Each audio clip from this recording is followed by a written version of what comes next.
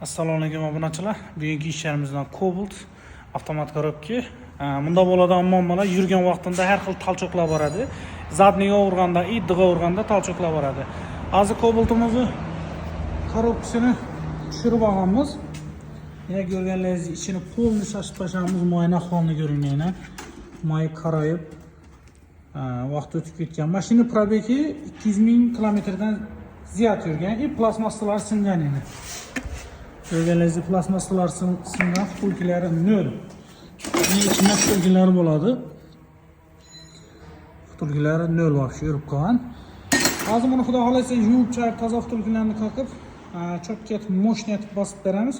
Mashinani skorost almashtirishlar ham dum kechadi, tortmayapti bu mashina. Xudo xolasa mashinani bitirgandan so'ng videolarni qo'yib o'tamiz. Nechik yurish, tortishi nechik, boshqasi nechik. Videolarimiz yoqqan bo'lsa kanalimizga obuna bu videoni avtomat korobkadan do'stlarimizga tashlab qo'yamiz.